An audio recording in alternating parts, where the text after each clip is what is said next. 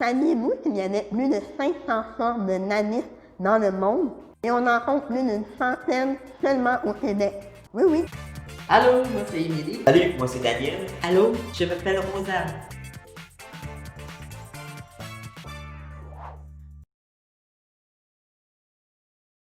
Salut à tous, je m'appelle Maki. Bienvenue dans l'une des deux capsules en collaboration avec l'AQPPT, l'Association québécoise des personnes de petite taille. Ce mois-ci, on célèbre le mois du nanisme et pour l'occasion, je reçois trois merveilleux invités qui sont là pour nous parler de leur réalité, de leur expérience en tant que personne de petite taille. Mais merci d'avoir accepté notre invitation.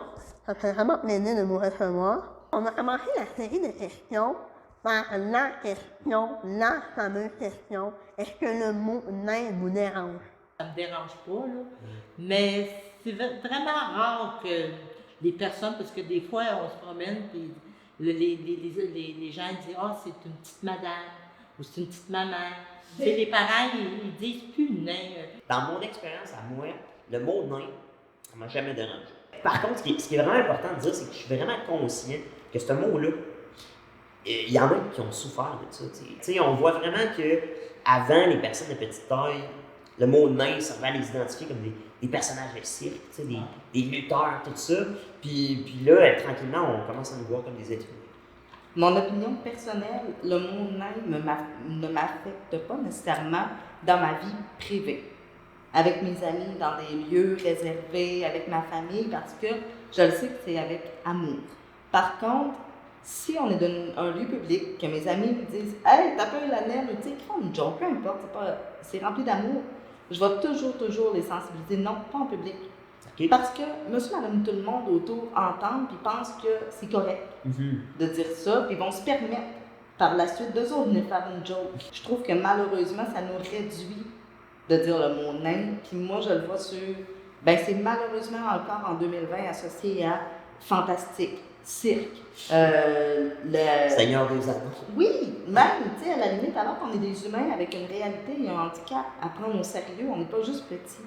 Tu sais, dans mon cas, je suis pas juste petite, j'ai une réalité médicale qui fait que j'ai des besoins particuliers. Je veux pas être juste sujet de moquerie. Tu sais, la phrase que je déteste, c'est « Hey, check le petit nain ». Hey, tabarnouche, déjà que je suis petite, rajoute-moi pas le petit en plus en avant. Tu sais, j'aime mieux qu'on dise personne de petite taille parce que ça comprend que c'est la personne en premier. Comme tu as dit, là, je trouve ça le fun, il y en a qui ont souffert. Oui. Et il y en a qui souffrent encore de ce mot-là, des jeunes et moins jeunes. La question suivante, est-ce que notre différence est une force ou un poids à porter? C'est clairement une force, ma différence, puis je voudrais pas être autrement.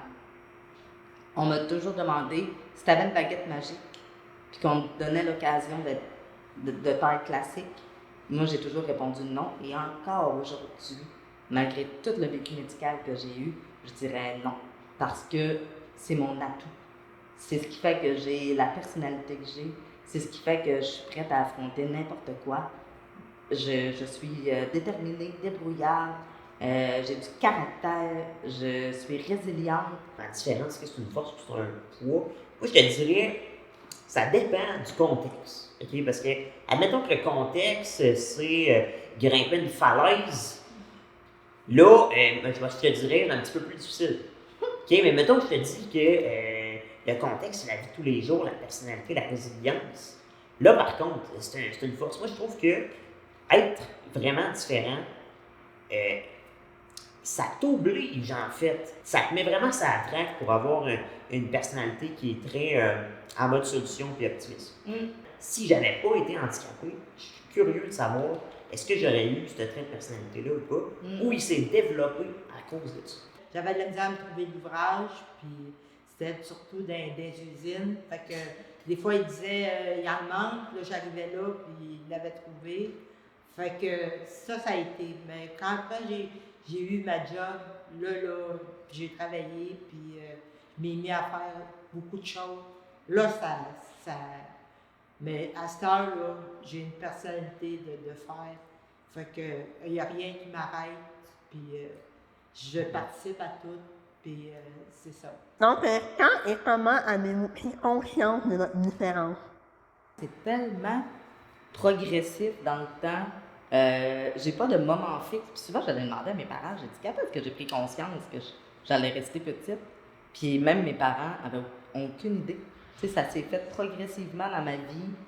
J'ai jamais eu de déclic non plus sur grosse révélation, je suis handicapé, je suis une personne de petite taille. Ça m'est jamais arrivé de comme, le réaliser de façon traumatique.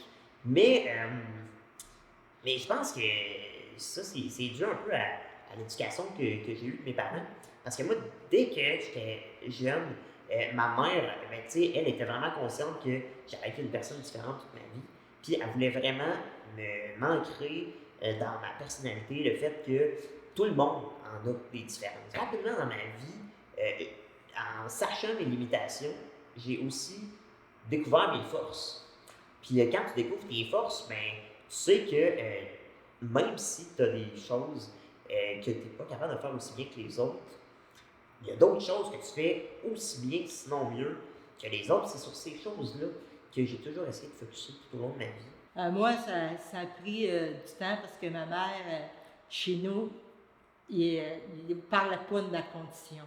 Puis c'était défendu de dire que j'étais naine. Fait que quand je l'ai su, là, en sortant dehors, puis il disait « Oh, regarde la naine, regarde la naine! » Là, moi, je me revirais de bord, puis c'est moi qui parle. C'est moi qui parle. Non. Ben, là, je me demandais, puis là, j'ai été voir ma mère, j'ai dit « Comment ça? » Fait que là, elle m'a expliqué, mais elle a dit « Moi, j'avais défendu de dire le mot nain dans la maison. » Fait que je l'ai su de même que j'étais de petite taille. Quand ma mère, elle a su que j'étais de petite taille, elle voyait les lutteurs, puis elle avait dit, le docteur, il avait dit, parce que moi, elle l'a su tard, elle l'a su, j'avais peut-être 2 ans que j'étais de petite taille. Fait qu'elle était à l'hôpital, parce que c'est une de mes tantes, elle a dit, elle grandit pas, elle dit, moi, elle a quelque chose. Puis là, elle était à l'hôpital, puis le docteur, il a dit, ben, tu sais, là, c'est comme les lutteurs, là, à TV. Ben là, elle s'est mise à pleurer, puis elle était des mois à pleurer, parce que c'était pas parce qu'elle avait honte. Elle avait peur comment que je vivrais avec ça, tu sais. J'étais heureuse, tout, mais elle pensait toujours à l'avenir, tu sais, comment qu'elle va être, puis c'est pour ça que c'est ça. Et finalement, pour terminer, est-ce que vous pouvez nous raconter une anecdote que vous avez vécue par rapport à votre nanisme? Les personnes de petite taille, on a des véhicules avec des adaptations. Donc, dans mon cas, j'ai des pédales rallongées, un siège ajusté, puis tu sais, un faux plancher. Donc, quand je vais au garage, il faut que je rentre moi-même mon véhicule parce que personne d'autre est capable de le rentrer. Sinon, ben, il enlève mes adaptations, puis là, oh boy, je perds du temps incroyable à le refaire puis à retrouver l'ajustement précis que j'aime.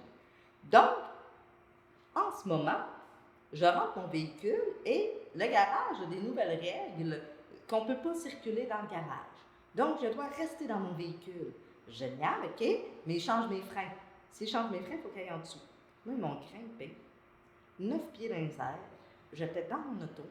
Puis là, il est en dessous. J'entendais tous les garagistes, on s'entend que ce qui se passe d'un garage, c'est pas comme d'un bureau d'avocat. Hein? Fait que c'est pas chic. Puis à un moment donné, je suis bien concentrée, tu sais, ça a duré 1h30, facile. Je suis bien concentrée, tu sais, sur mon ciel, la porte ouvre. Et je ne m'attendais pas à voir quelqu'un aussi haut que ça, moi. Tu sais, il voulait juste mon kilométrage. C'est que fait cocasse, des événements particuliers nous en arrivent régulièrement. J'étais à la banque, puis ça fait longtemps, mais il n'y avait pas de petits comptoirs à ce temps-là, tu sais, des comptoirs pour les chaises roulantes, ou comme ça. Puis c'était ma cousine qui était là, fait que là, on commence à jaser, tout, mais elle, la fille, l'autre fille, elle ne voyait pas. Elle dit à ma cousine, elle dit, tu parles du seul? Elle dit, ben non, elle dit, ma cousine est là. Fait que là, l'autre était tout mal, nous autres, on riait, tu sais, moi, je ne l'ai jamais fait de tout ça. Fait que là, elle était mal, puis nous autres, on riait d'elle parce que, elle dit, tu parles du seul? Elle dit, ben non, ma cousine est là, mais elle ne me voyait pas. Fait que c'était comique, là, on riait, puis elle était mal. Ah oui, elle a été rouge. Dans le fond, je prends le transport adapté. Dans le fond, pour ceux qui ne connaissent pas ça, c'est des petites vannes et des autobus pour les gens qui ont des limitations de mobilité.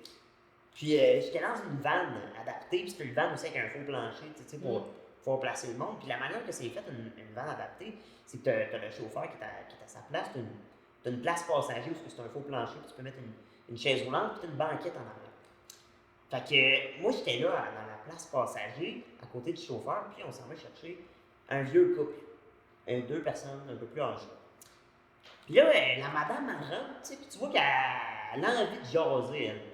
Elle a envie de jaser, puis elle, d'un peu n'importe quoi, de météo, puis de tout ce qu'elle voit. Puis, première affaire qu'elle voit, moi, de dos, OK? Parce qu'elle était comme sa banquette en arrière. Puis là, elle dit au chauffeur, elle dit, elle s'en va où la belle petite fille? Oh non! Donc, clairement, t'as pas les cheveux longs. Non, mais j'avais mon manteau d'hiver, j'avais ma tuque. OK. Elle voyait rien, là. Elle voyait juste une chaise roulante avec un manteau et une tuque qui mesure 3 pieds de haut, tu comprends? Fait que, ben là, le chauffeur, il me regarde, t'es comme, bon, qu'est-ce qu'on lui dit? Puis là, il dit, bon, ben, c'est pas une madame, là, c'est un monsieur. Je lui ai dit, ah, ok. Puis là, elle répond, ben, c'est sûr qu'à cet âge-là, hein, c'est difficile de savoir les sexes.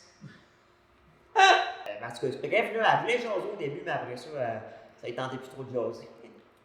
Merci d'avoir répondu à nos questions. Vous êtes vraiment inspirant. Votre réalité me fait comprendre bien les choses auprès des personnes qui ne comprennent pas nécessairement votre réalité. Et, merci d'être une belle représentation pour le nanisme. Donc, je vous souhaite à vous un long mois de nanisme. Merci d'avoir regardé la vidéo. Si vous voulez en savoir plus avec d'autres invités, on a une autre capsule disponible. N'oubliez pas, le mois de nanisme. Célébrons la différence. Les personnes de petite taille subissent encore trop souvent, malheureusement, les préjugés et les moqueries. Le mois d'octobre, le mois du nanisme, est d'ailleurs une raison pour faire parler de la cause, pour faire parler des gens qui ont le nanisme auprès de la grande population, monsieur, madame, tout le monde. D'ailleurs, vous voulez nous contacter, vous avez simplement qu'à nous appeler, nous écrire par Internet ou nous écrire aussi, nous contacter par Facebook. Donc, au plaisir de vous parler. À bientôt. Merci.